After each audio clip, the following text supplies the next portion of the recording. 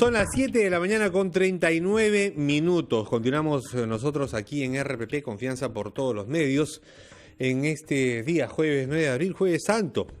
Un jueves en el que no sale nadie, a no ser de el personal que cumple labores esenciales, personal médico, personal de limpieza, personal policial, de las Fuerzas Armadas, personal que y gente que trabaja en sistemas básicos, ¿no? En servicios básicos, agua, desagüe, energía eléctrica, gas, medicinas, los periodistas también.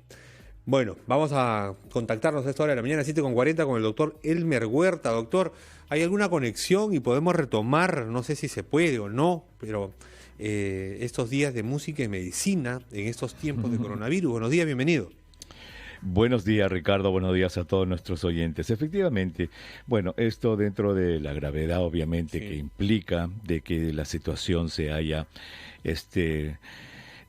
puesto justo en el momento más álgido en nuestro Perú. En un momentito te voy a hacer escuchar y a todos nuestros oyentes un estudio, en realidad, que han hecho investigadores, que lo que han hecho es analizar la cápsula del virus, que es una proteína, es grasa y es hidrato de carbono, o sea, es una molécula, es una estructura química. Y fíjate lo que han hecho, han analizado esa estructura química y a cada molécula, a cada pedazo de la proteína, le han adjudicado como una especie de nota musical. ¿Ya? Entonces, si tú tienes una secuencia de moléculas y cada molécula tiene su nota musical, han hecho música. Han hecho una música que está inspirada en la estructura de este SARS-CoV-2, que es el virus del coronavirus. Y te lo voy a hacer escuchar en un momentito ya a todos nuestros oyentes. Sí. Pero previamente, Ricardo, la conferencia de prensa que se dio ayer en la tarde en el Ministerio de Salud es sumamente importante, Ricardo. Es sumamente importante. ¿Sabes por qué? Porque nos ubica a todos los peruanos en un momento crucial de la lucha contra esta pandemia. El virus, Ricardo, ingresó al Perú el 6 de marzo. Y lo que se ha demostrado es que desde que se demuestra el primer caso hasta que se va, transcurren entre 90 y 95 días. De tal modo que el pico medio, lo que se llama el ápex, se adquiere en el día más o menos 47. Y ese día 47, Ricardo, se va a presentar el martes 21 de abril. Es decir, dentro de una semana y media. Ya. Para ese día, Ricardo, tenemos que esperar un mayor número de hospitalizados, un mayor número de personas en camas de cuidados intensivos y un mayor número de fallecimientos. También. Y debido, Ricardo, y esto es muy importante que lo entendamos, la muerte por el coronavirus puede ser violenta. Puede ser en cuestión de horas, Ricardo. Eso es lo que hemos aprendido, por ejemplo, en España. En España, Ricardo, más de 3.000 ancianos han muerto en lo que allí le llaman residencias. Es decir, en su cama, solitos, sin que nadie los vea. Y cuando han entrado al día siguiente, ya estaban muertos. Entonces, esto suena muy duro, Ricardo. Porque vamos a ver de repente fallecimientos en las casas.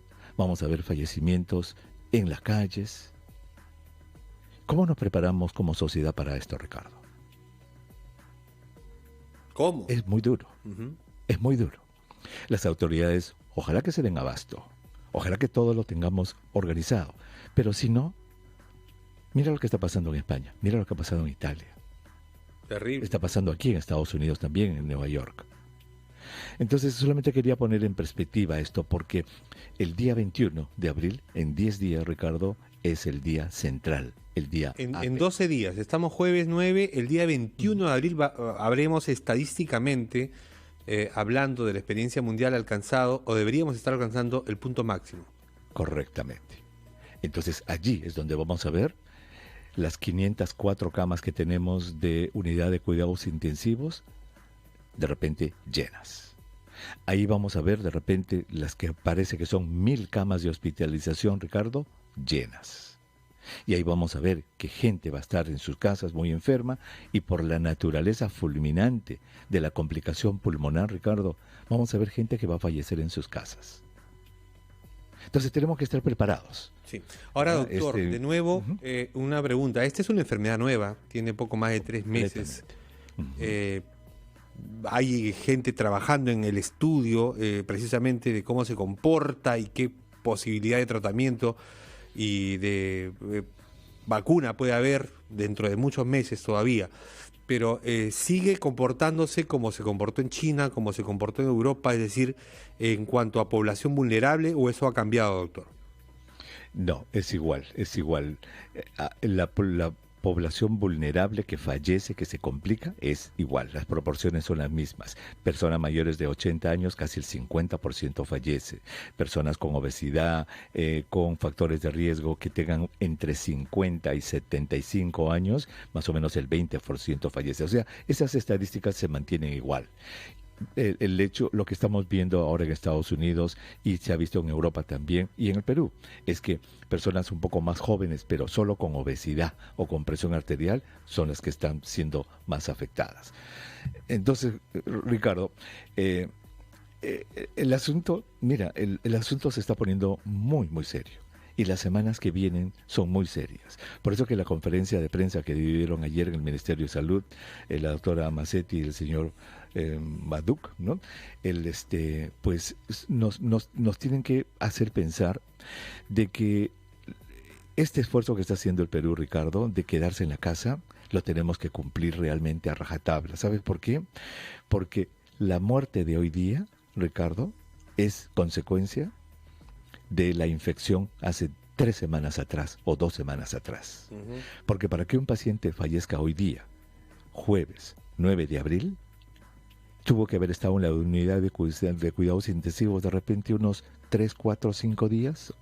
Sí. Y antes de eso en una sala de hospitalización igual por 4 o 5 días. Antes de eso enfermo para que lo lleven al hospital. Suma todos esos días. Esta persona se infectó 2 semanas atrás. De 2 semanas a 3 semanas, ¿no? Correcto. Por eso las muertes siempre tardan un poco más en desaparecer que el número de infectados. Pero ¿de qué depende el infectado?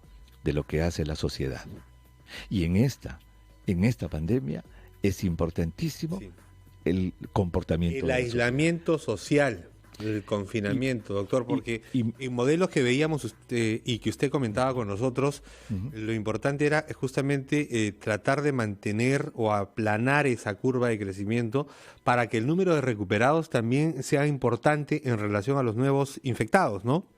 Exacto, Ricardo, exacto. Y fíjate el dato que viene de Argentina. Cuando ellos han estudiado todos los argentinos que han expatriado, ¿sabe lo que han encontrado, Ricardo? Que 2 de cada 3 tiene el virus y no tiene síntomas. Mira, el altísimo porcentaje de gente que está contagiando a los demás sin tener síntomas. Sí. Veíamos un informe que venía de un doctor de una localidad de Italia, del norte de Italia, no recuerdo el nombre, pero era una localidad en medio del epicentro y que sin embargo, porque era pequeña también, la localidad había con la modalidad de las pruebas masivas podido contener, porque decía él que lo más peligroso eran precisamente lo que usted nos dice ahora. Lo más peligroso eran los pacientes asintomáticos, jóvenes sobre todo. Exactamente. Entonces, Ricardo, este es un llamado para todos nuestros hermanos y hermanas en el Perú. Por favor, quédense en casa. Por favor.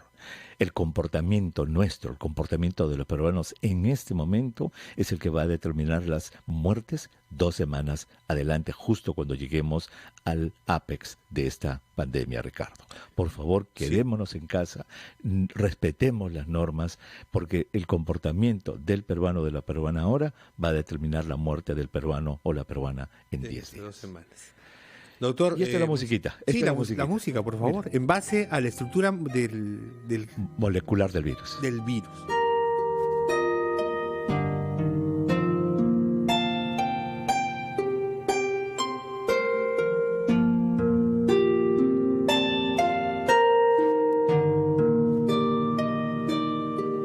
Esto lo han hecho en el Instituto Tecnológico de Massachusetts, aquí en Boston.